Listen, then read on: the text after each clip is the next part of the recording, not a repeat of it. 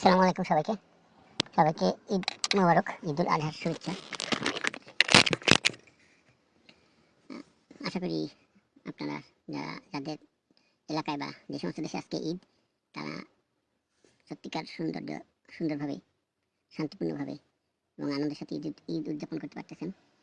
আজকে আমি যেখান থেকে কথা বলছি এখানে ঈদ ছিল। আসলে বিদেশের ঈদটা একটু ভিন্ন।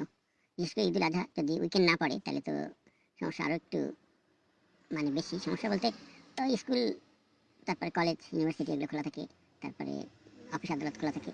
আর যারা এখানে চাকরি করে তাদের এখানে তো ঈদের জন্য যে ছুটি আমাদের যে মুসলমান দেশগুলোতে, সেটা এরা এটা তো পালন করে না, কারণ এরা তো খ্রিস্টান অধ্যুষিত দেশ।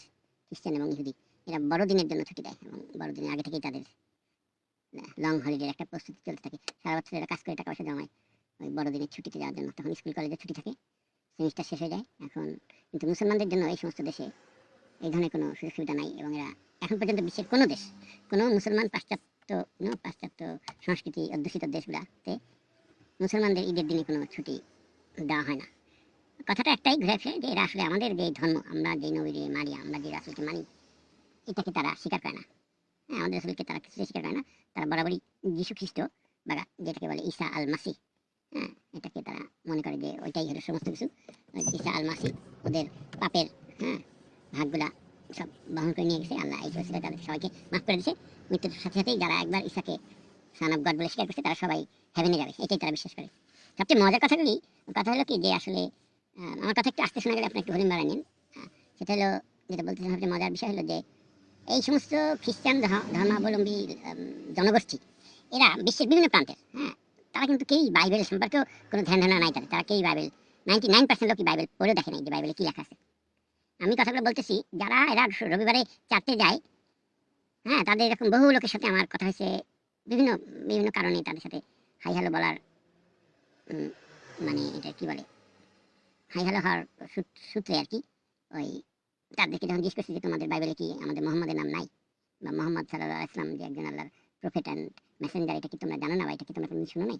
ওনারা বলে যে না, আমরা Mohammad, who's Mohammad, that cowboy, এইভাবে তারা টিস করে। এবং অনেকে কাউবয় বলে না, বলে যে no, we never heard of Mohammad, but we know that you guys follow Muhammad, but we have never heard of Muhammad, even we did not find the name of Muhammad in Bible. কিন্তু মজার একটা বিষয় কি, বাইবেলে কিন্তু, হ্যাঁ, যেটা old testament, এখানে কিন্তু আমাদের নবীজির আগমনের বার্তা স্বয়ং ঈসা আলাইহিস সালাম দিয়ে গেছিলেন। এগুলো অনেকে হয়তো জানেন না, এগুলো নিয়ে গবেষণা বা পড়াশোনা আমাদের সে পরিমাণ নাই। মানে আমি বলতেছি আমাদের নিজেদের কথা না, মুসলমানরা তো আমরা সবাই ঈসা আলাইহিস সালামকে স্বীকার করি এবং এটা আমরা মানি এবং বিশ্বাস করি মনে প্রাণে যে ঈসা আলাইহিস সালাম এসেই দুনিয়াতে, মানে উনি দ্বিতীয়বার আসবেন। উনি একমাত্র পয়গম্বর যিনি দ্বিতীয়বার পৃথিবীতে আল্লাহ যাকে পাঠাবেন। এই পৃথিবী থেকে যারা একবার চলে গেছে তাদের কাউকে কিন্তু আল্লাহ দ্বিতীয়বারে পৃথিবীকে পাঠানো, একমাত্র উনি এটা ব্যতিক্রম। এটা আমরা মুসলমানরা মনে প্রাণে বিশ্বাস করি এবং এটা ঘটবে। এবং উনি আসবে হলো দজ্জালকে বধ করার জন্য এবং দজ্জালকে পরাজিত করার জন্য, এবং উনি দীর্ঘ 40 বছর উনি বিশ্ব শাসন করবেন। ইমাম মেহেদী আলাইহিস সালাম উনি কিন্তু মাত্র 7 থেকে 9 বছর বিশ্ব শাসন করবেন। তারপরে ইমাম আল মাহদী আলাইহিস সালামের ইন্তিকালের পরে তখন বিশ্বের খলিফা হবেন ঈসা আলাইহিস সালাম। হ্যাঁ, কিন্তু ইমাম মেহেদী আলাইহিস সালাম জীবিত থাকা অবস্থায় কিন্তু ঈসা আলাইহিস সালাম এই দায়িত্বটা নেবেন না, বা এটা উনি করবেন না। উনি একজন আমাদের রাসূল হযরত মুহাম্মদ মুস্তাফা সাল্লাল্লাহু আলাইহি ওয়াসাল্লাম একজন সাধারণ উম্মত হিসেবে দুনিয়া থেকে উনি ওফাত নেবেন 40 বছর উনি শাসন করার পরে বিশ্ব। তখন অন্য কোনো ধর্মের অস্তিত্ব থাকবে না। খ্রিস্টান, ইহুদি, হ্যাঁ, হিন্দু, বৌদ্ধ, আরও যদি কিছু টর্মের কথা না আপনারা জেনে থাকেন, এদের কারোরই অস্তিত্ব থাকবে না। মানে এই ধরনের কোনো কিছু মানুষ জানতে পারবে না। একমাত্র ইসলামী ধর্ম, যেটাকে সবাই অনুসরণ করবে। এবং বলা সময় নাকি বাঘে মহিষে একই ঘাটের জল খাবে, একই নদীর পাড়ে বা খালে দেখা যাবে একজন আরেকজনকে কোনো বিরক্ত করবে না। এই ধরনের ঘটনা ঘটবে। হয়তো কোনো পশু পাখি, হ্যাঁ, বন্যজন্তু, কেউ কারোর উপর আক্রমণ করবে না, কেউ কারোর উপর অবিচার করবে না। এই ধরনের কথা হাদিসে আসছে। যাই হোক, আমার কথাটা একটু বড় হয়ে যাচ্ছে। আমি আর একটা কথা বলে আজকে কন্টেন্টটা শেষ করবো। যারা ঈদ কাটাচ্ছেন তারা হয়তো আমার এই কন্টেন্ট আগামীকাল কি দুদিন পরে শুনবেন আমি ধারণা করতেছি। আর ওই আরেকটা ইম্পর্টেন্ট গুরুত্বপূর্ণ বিষয় বলার জন্য আমি মূলত এই রেকর্ডিংটা শুরু করছিলাম। এটা এখন আমার ঠিক মনে পড়ছে না আমি যে বিষয়টা বলার কথা চিন্তা করছিলাম। সেটা হলো,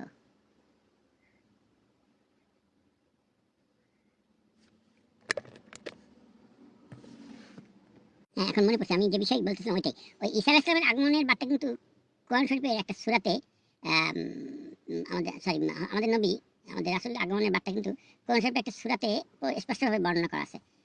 সূরাটার নামটা আমার এই মুহূর্তে মনে পড়তেছে না, কিন্তু এটা পরিষ্কার উল্লেখ করা আছে এবং আমাদের নবীজি হযরত মুহাম্মদ সাল্লাল্লাহু আলাইহি ওয়াসাল্লাম এর নাম পর্যন্ত এখানে উল্লেখ করা আছে, কিন্তু এটা অনেকে কোরআনে এই উদ্ধৃতিটা ব্যবহার করেন না। সম্ভবত জাকির নায়েক উনি করছেন, উনি ওনার অনেক লেকচারে এই কথাগুলো উনি উদ্ধৃতি হিসাবে মানে উল্লেখ করছেন। আমি এটা আপনাদের জন্য আমি জানাচ্ছি কোন সূরা এবং কোন আয়াত আয়াত নাম্বার। হ্যাঁ, আপনারা একটু ধৈর্য ধরে আমি বলতেছি।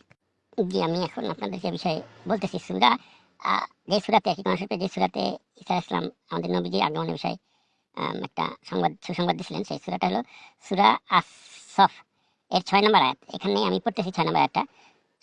আল্লাহ তাআলা পবিত্র কুরআনে সূরা আস-সফ এর 6 নম্বর আয়াতে উল্লেখ করেছেন, ঈসা আলাইহিস সালাম তার সম্প্রদায়কে বলেছিলেন, আমি তোমাদের কাছে আল্লাহর রাসূল, যিনি আমার পূর্ববর্তী তাওরাতের সত্যায়নকারী এবং এমন একজন রাসূলের সুসংবাদদাতা, যিনি আমার পরে আগমন করবেন, যার নাম আহমদ। আহমদ হলো মহানবী সাল্লাল্লাহু আলাইহি ওয়াসাল্লামের অন্য আরেকটি নাম। রাসূলুল্লাহ সাল্লাল্লাহু আলাইহি ওয়াসাল্লাম নিজেও বিভিন্ন সময় এ বিষয়ে বলা হয়েছে, হাদিসে বর্ণনা। রাসূলুল্লাহ সাল্লাল্লাহু আলাইহি ওয়াসাল্লাম নিজেও বিভিন্ন সময় ঈসা আলাইহিস সালামের সুসংবাদের কথা উল্লেখ করেছেন। মুসনাদে আহমদ ও মুস্তাদরাকে হাকিমের একটি হাদিসে সাহাবীদের প্রশ্নের জবাবে তিনি বলেন, আমি আমার পিতা ইব্রাহিম আলাইহিস সালামের দোয়া এবং ঈসা আলাইহিস সালামের সুসংবাদ। ঈসা আলাইহিস সালামের উপর অবতীর্ণ ইনজিল শরীফেও শেষ নবীর আগমনের সুস্পষ্ট পূর্বাভাস দেওয়া হয়েছিল, যা পরবর্তীতে তৎকালীন অনেক খ্রিস্টান পণ্ডিত যেমন হাফসার বাদশা নাজ্জাশী অকপট স্বীকার করেছিলেন। ঈসা আলাইহিস সালামের এই সুসংবাদের মাধ্যমেই বনী ইসরায়েলের নবুয়তের ধারার সমাপ্তি ঘটে এবং বিশ্ববাসীর জন্য সার্বজনীন নবী হিসাবে হযরত মুহাম্মদ মুস্তাফা সাল্লাল্লাহু আলাইহি ওয়াসাল্লামের আগমনের পথ সুগম হয়। এটা ছিল, এটা হলো রেফারেন্স। আপনারা পারলে সূরা আস-সফের 6 নম্বর আয়াতটা ভালো করে খুঁজে দেখেন, গুগল সার্চে দিলে সবই পাওয়া যায়, এত কিছু লেখার প্রয়োজন পড়ে না। আচ্ছা, তাহলে আমি আমার কন্টেন্টের দৈর্ঘ্য আর বাড়াবো না। আমি মনে করছিলাম যে একটু ইরান এবং আমেরিকার মধ্যেকার যেই মারামারি বলবো, এটা নিয়ে একটু কথা বলার জন্য, কিন্তু আমি মনে করছি কন্টেন্টের আমার সেটা জন্য আমি আরেকটা কিছু নতুন কোনো নিউজ দিয়ে এটা আমি আরেকটা কন্টেন্ট আপলোড দেবো। আসসালামু আলাইকুম, আপনারা ভালো থাকবেন আশা করি, এবং সুন্দরভাবে আপনাদের ঈদের দিনটি কাটবে। এবং যারা নির্যাতিত, যারা ঈদ করতে পারতেছে না, যারা ঈদের আনন্দে বঞ্চিত হচ্ছে, বিশেষ করে ফিলিস্তিনি, গাজা বা এমনকি ইরানে বা মধ্যপ্রাচ্যের যে সমস্ত দেশে মহামারী চলতেছে, তাদের জন্য আমাদের দোয়া করা উচিত। তাদের সাথে কাঁধে কাঁধ মিলাই আমরা ঈদের আনন্দ ভাগ করে নিই। এটা সবাই দোয়া করবেন যেন আমরা এটা করতে পারি। তাদের সবার জন্য আমরা দোয়া করি যেন আল্লাহ আমাদের সবাইকে হেফাজতে রাখেন এবং অন্যায় অত্যাচার থেকে আমাদের সবাইকে হেফাজত করেন। আসসালামু আলাইকুম, আল্লাহ হাফেজ।